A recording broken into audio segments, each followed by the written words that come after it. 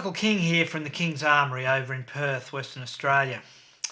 Today I would like to talk a bit about the history of the short magazine Lee-Enfield, or SMLE as it's known, #1 Mark III and Mark III Star military service rifles manufactured at Lithgow Small Arms Factory, or the SAF, from 1912 until 1953.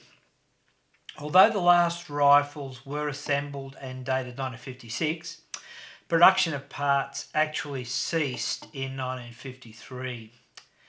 I just want to make a quick note on the nomenclature of it should be noted that the correct World War I nomenclature for this weapon is Rifle Short Lee-Enfield Mark III, or Mark III Star later on. It wasn't until 1926 that the weapon was renamed Rifle #1 Short Magazine Lee-Enfield Mark III, or Mark III Star #1 Mark III, which is what most people call them.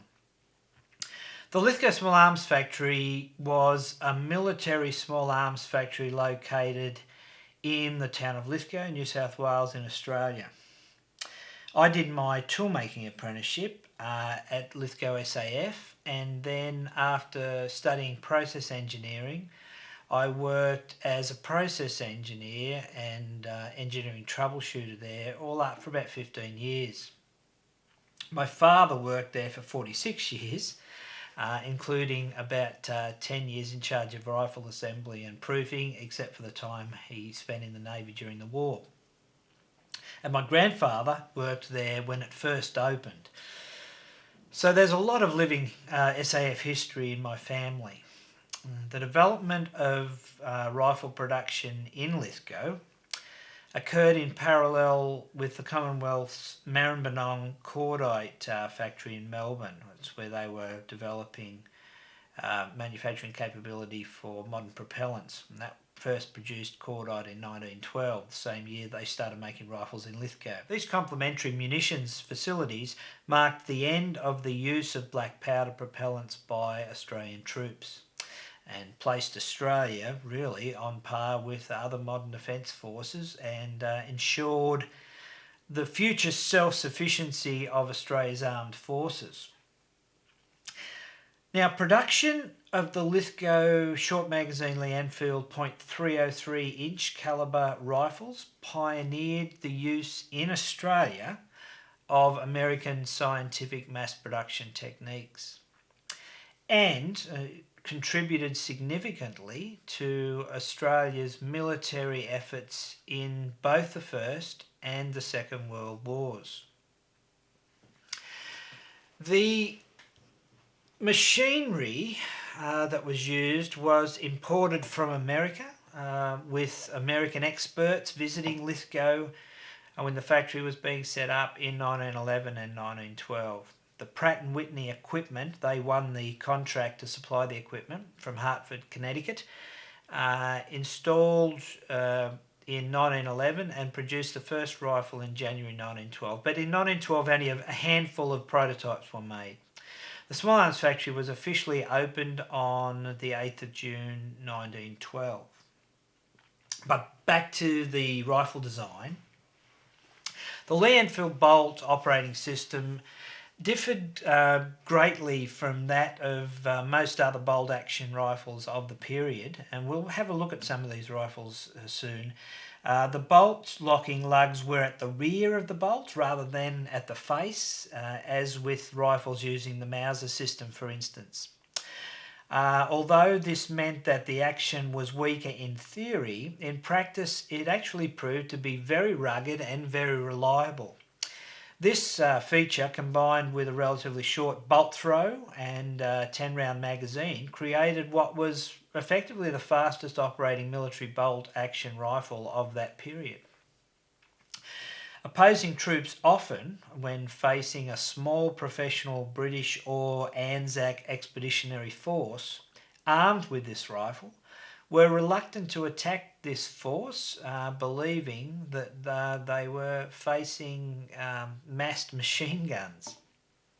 They couldn't believe that the heavy fire from such a small group of soldiers was in fact rifle fire. So it's a real testimony to the effectiveness of this particular rifle.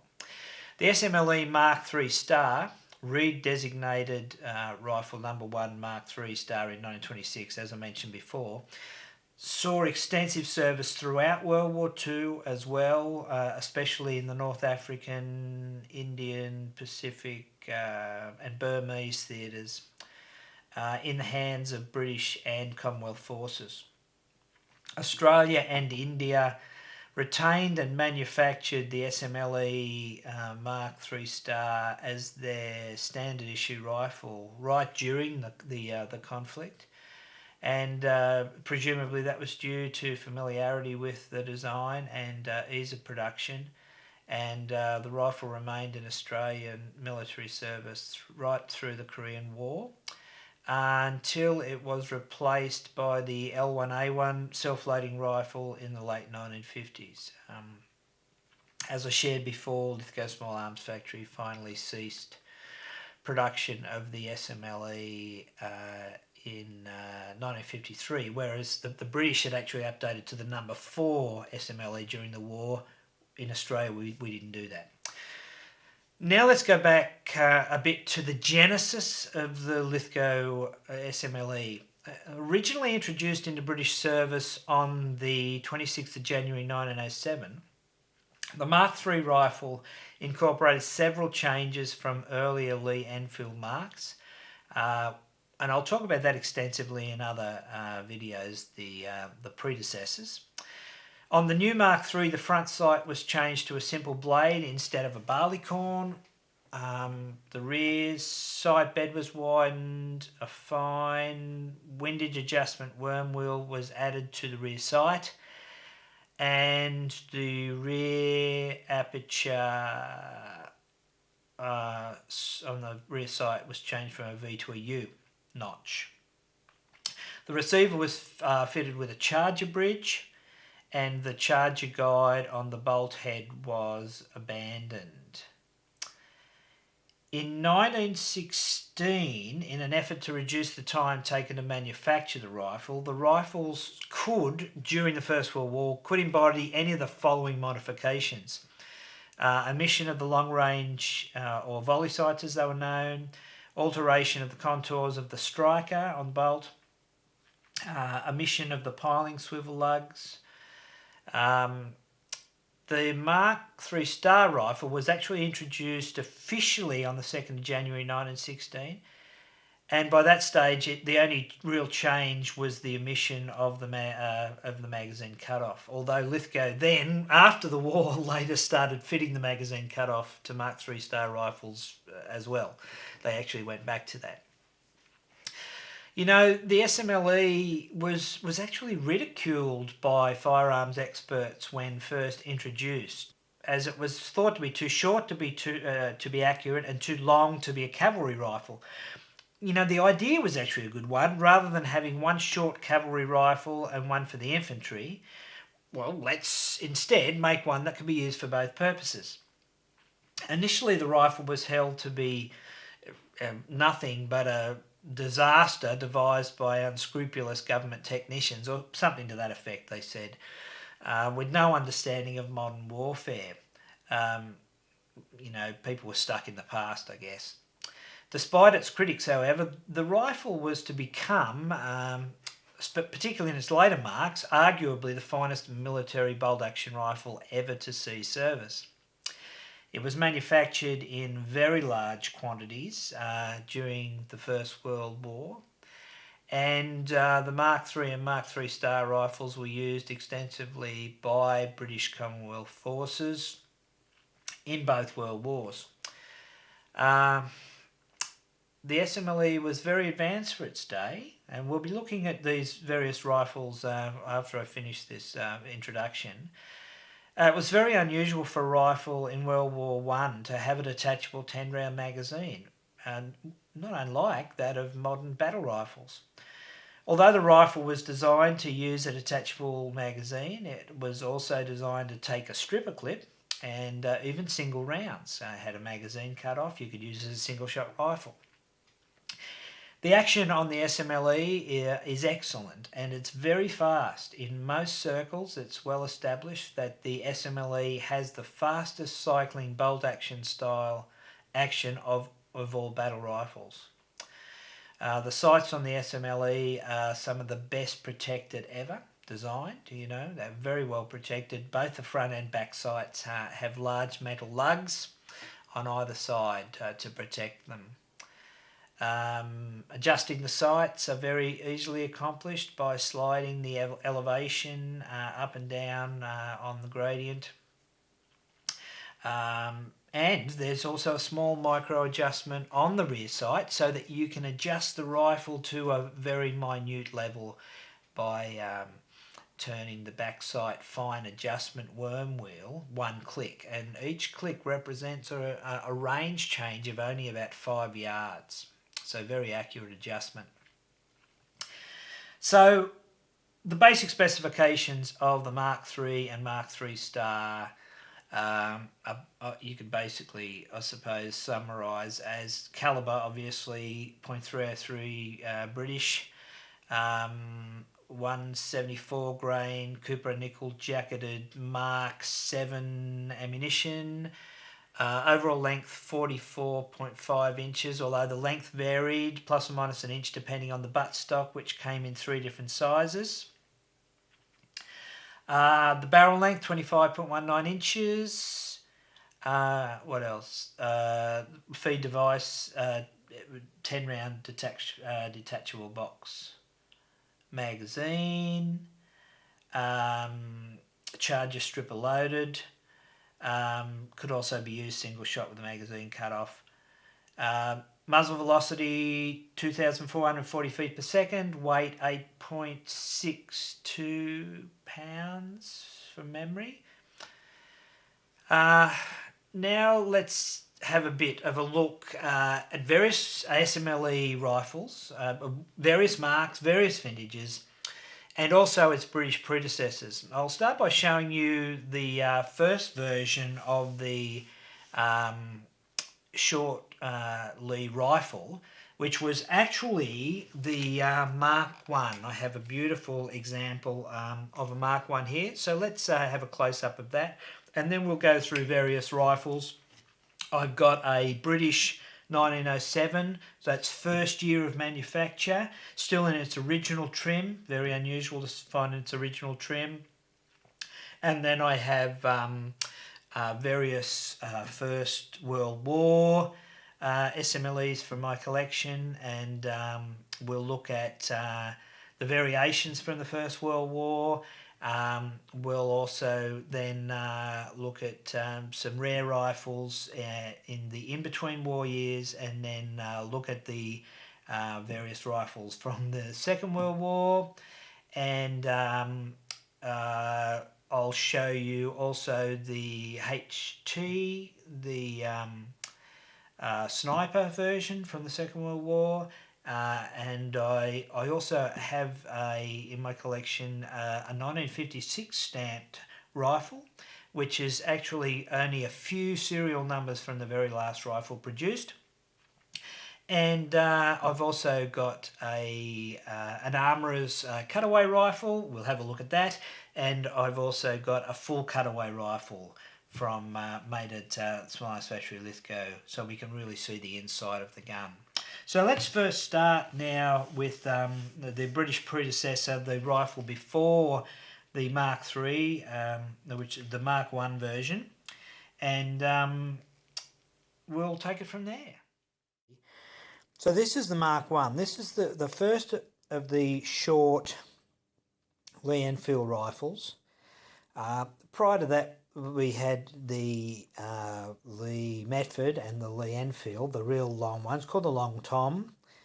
And so this is actually the Mark I. The Mark II is actually the long versions, the Lee-Metfords or Lee-Enfield Long Tom, converted to this shorter pattern, was actually what the Mark II was. But this is actually the Mark I, and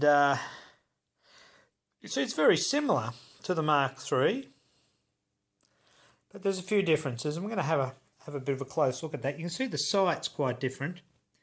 It's curved in at the top. There's the barleycorn foresight. Piling swivel. And this is the 1904 pattern, the number 1. And some of the early number 1s did actually have a leather sling before the canvas slings. You see the back sight, the distinctive rear side protector is different to the Mark III. The little bone inlaid adjustment button for the rear sight. God knows why that's there. We have the windage adjustment on the rear sight. Notice no charger bridge. Magazine cutoff. The charger bridge is actually on the bolt. So if we action the bolt, you'll see as it comes back, the charger bridge is actually on the bolt, and as it moves back, it actually then forms the charger guide through the top. So there's no actual charger bridge on these.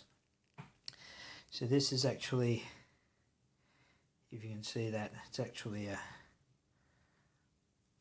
Mark I star. So we go to the other side. We have the long range volley sight, rear volley sight,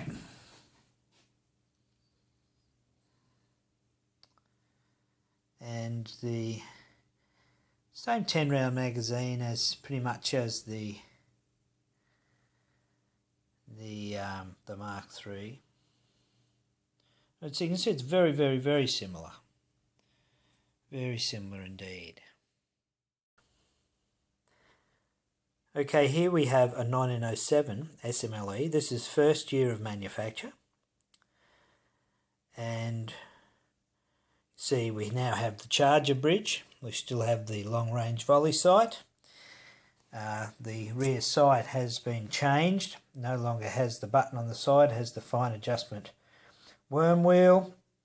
The rear wing side protector is quite different to the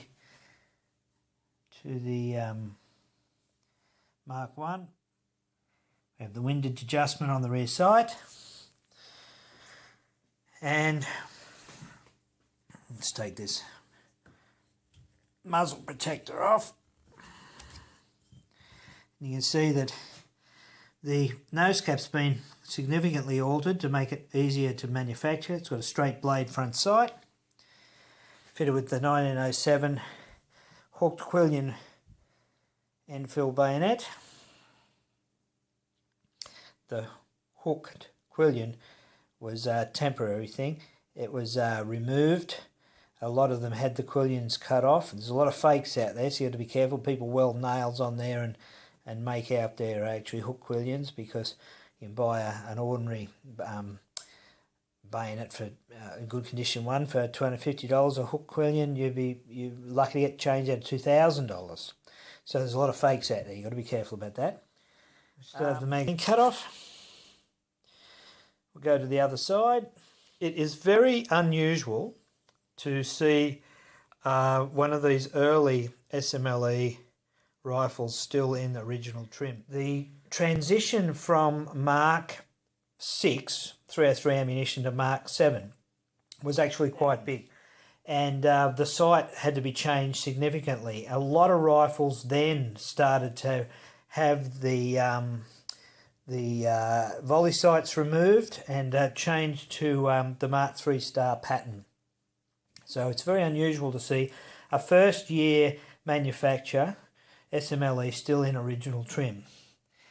So you can see close look at the sight, magazine. So this one's all original. Now we're going to go to The earliest Lithgow that I don't have a 1913. It's a glaring omission in my collection, sadly, but I do have a 1914, so we're going to have a look at that. Here we have a 1914 Lithgow. This is very similar to that British 1907 first year, the mag cut-off.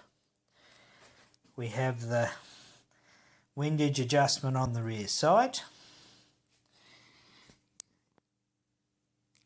The nose cap, very similar. Timber, virtually identical. I'll just show you the magazine cut-off works. See there when it's in, it closes off the mouth of the magazine. Now we go to the other side, dial sight.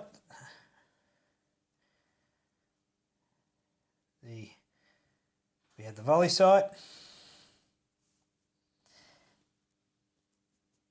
the rear volley sight,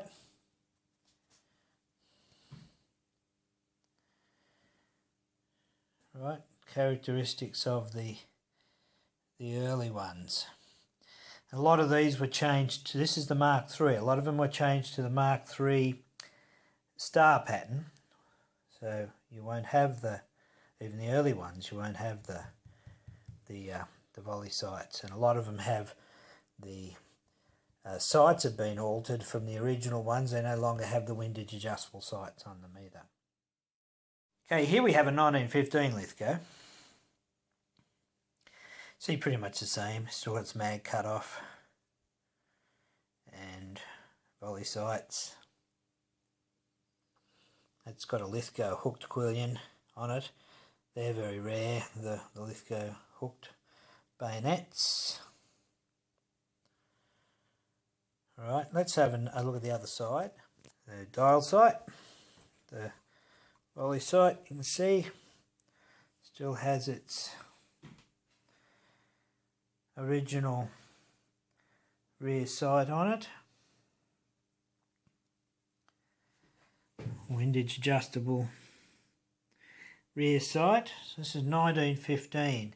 Now 1915 is when they started playing around with these things pretty significantly to try to make them easier and quicker to make. So what we saw was a lot of rifles no longer had the long range sights on them. The piling swivel was deleted, and sometimes the piling lug was actually even deleted. Sometimes they had cut-offs, sometimes they didn't. Sometimes there's even minor modifications to the stock, which were never particularly documented. The design of the rear of the bolt there was often altered also. But this one's actually still in its Mark III, original Mark III trim. Okay, here we have a 1916 Lithgow. You can see the timber's quite different. Sourced from somewhere different. Look, timber, there's a lot written about this, but from what I was told when I worked at the factory, timber came from all over the place during both wars. They used all sorts of timber. So if you get one it's not the traditional, and it doesn't sort of look like the traditional grain, or it doesn't necessarily mean that it's not original. Now this one, no long range sights, and this modification to the nose cap. This one doesn't have windage adjustment, but that seems to be the original sight, but no windage adjustment. I'll show you the other side. Give you a good look. So no long range sights, no windage adjustment, no piling swivel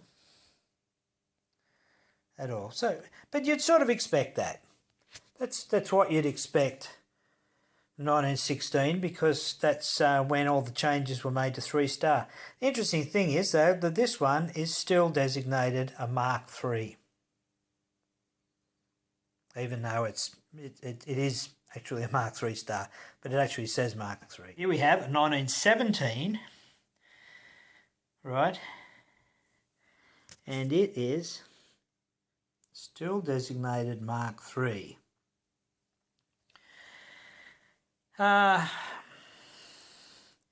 Marked for high velocity ammunition, still has its recessed rear side protector. Now, this is the next stage of modifying the foresights from that last one, which was very, very crudely done. This is the first the first version of the production light entering modification there to improve the visibility in low light. But interestingly, we have the, even though it's 1917, it's still in full Mark III trim. And this is as it left the factory. Just because they'd changed the pattern, they still had long-range volley sights. They still had stocks that were already made up with the recesses to put the sights on. So you'll still find, although most 1916, a lot of 1915s, a lot 17, 18 rifles have no long-range volley sights. Many of them don't have cut-offs. A lot of them actually still do. Let's have a look at the other side. I've seen a lot of service this rifle. So it's got its long-range sights. This one, it still has its windage adjustment. Bear in mind it's 1917, this rifle.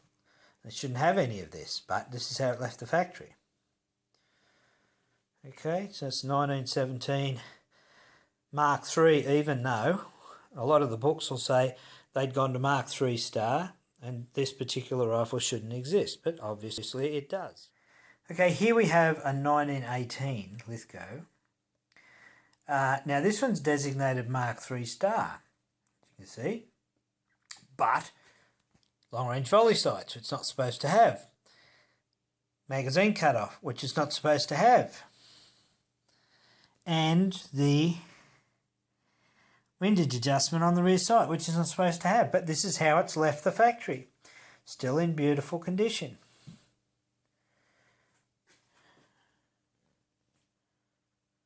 Okay, let's have a look at the other side. Long-range volley sights on a Mark III star. Gun that's not supposed to exist, but it obviously does exist. Still got the recessed rear side protector. Let's go to another 1918, also designated 3-star, and it's correct. It does have a, even though this is the last year of the war, it still has a mag cutoff, original mag cutoff, but see, no volley sights. Not fitted with volley sights. So this is the actual correct Mark III star trim. This one is correct a pattern. No adjustment on the rear sight. The rear wings are not lightened. No volley sights. Right. So there's two 1918 rifles. Very different pattern. Okay, here we have a Lithgow sectionalised rifle. There was a bunch of these made when they stopped production in '56. This is one of those rifles. And I know I said earlier that I was going to go more into this, but I've decided, because the video is starting to get a bit long, that I'll do a separate video and I'll actually show you how to strip one of these guns and to do some basic maintenance and stuff on it. But you can see the later striker.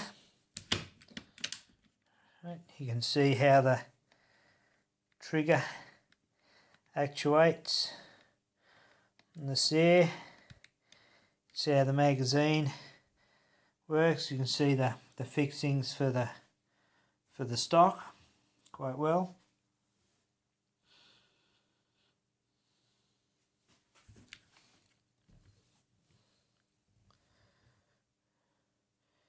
There. Just standard on that side. And this is another little interesting one too. A lot of you would have seen these. There were so many guns after the war around. A lot of them were converted to 410 shotguns. That's what this is. Charger, bridge is removed, 410 shotgun barrel put on. There's a lot of these around. A lot of them were converted to 303 250 because after the Second World War you weren't allowed to own a military rifle if it was still a service calibre. Goodness knows why. So a lot of these were converted by the factory, by Slazenger, to 303 250, so people could use these old rifles. And here's another Cutaway one from SAF, which is the Armourers one. In the field, the Armourers had these, and they used them for training and to train other armourers and to help people to understand the workings of the gun. Instructional actions.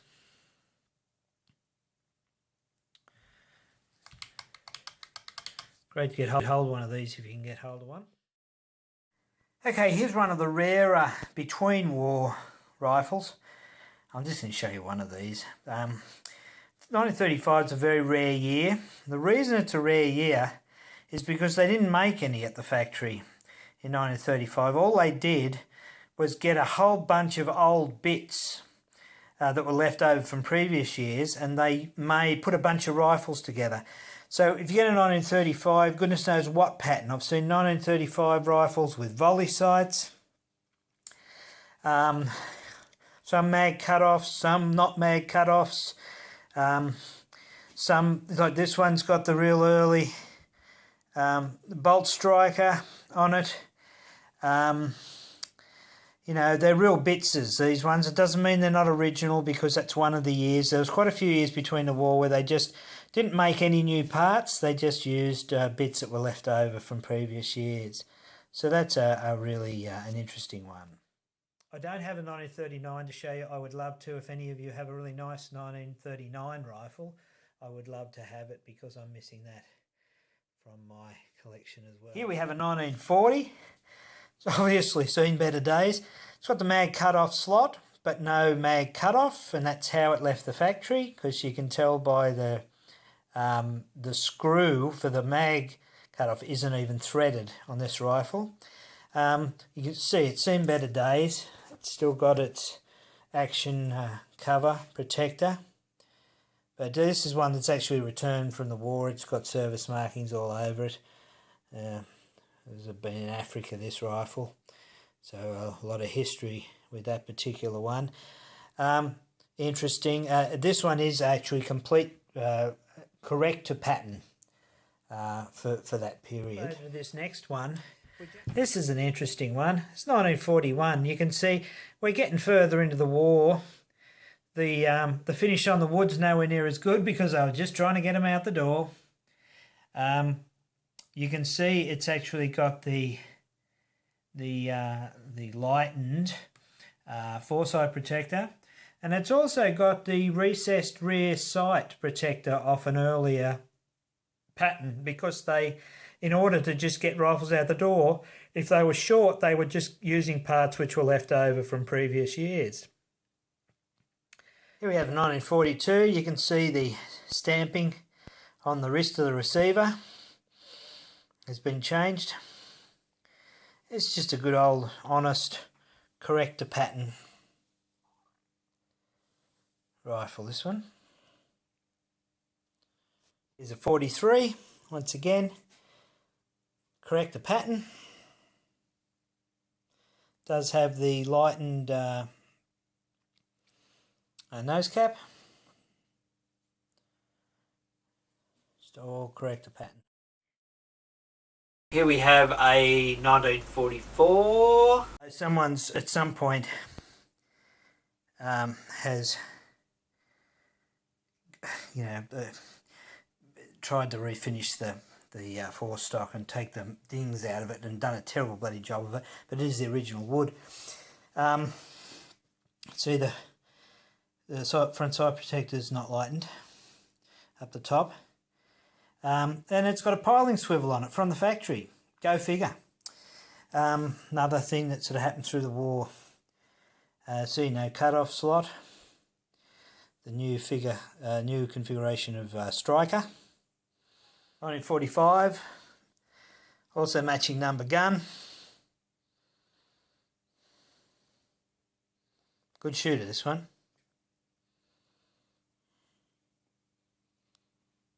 Just a good old honest thing.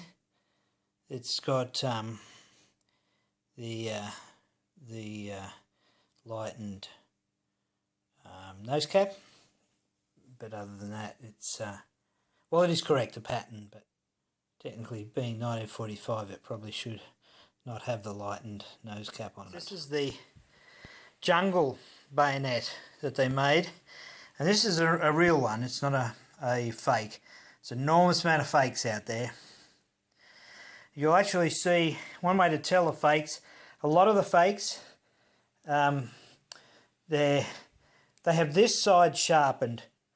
Some of them have both sides sharpened, but see the real ones, you know, this is the side that's sharpened from the factory. So you've got to watch out for that because there's a lot of fakes out. Here we have a Lithgow sniper rifle. This is the low mount version. This is all original, other than it's had a new scope, but fitted at the factory. It was reconditioned. We've got records to show it. This gun, although it's dated 1944, it went back to the factory, was reconditioned in 1956 and had a new scope fitted to it. There must have been something wrong with the old scope. So new scope mounts and the new scope fitted to it. Beautiful thing. Just these things shoot well. They often had the side protector on them. I'll just show you the other side. There we go. It's a Lithgow low mount sniper. Beautiful thing to shoot. I'll show you this one. I could show you lots more, but most of you are probably thinking, God, they all look the same. This is a few serial numbers from the end. It was made in 1956. It's dated 53, but almost all the receivers are dated 1953 that were actually manufactured and delivered in 53, 4, 5 and 6, because they made the last of the receivers in 53, so most of them are dated 53 even though the rifles were issued in 56. This was a 56 issued rifle. So just showing you that. This is one of the very last 303 rifles made at the Lithgow factory. Okay, look, I hope you enjoyed that. I hope you got something useful out of it, and I'll see you next time with some more videos, particularly about Commonwealth rifles, because that's the main theme of my collecting and the main theme, I suppose, of the King's Armoury as a business as well. See you soon.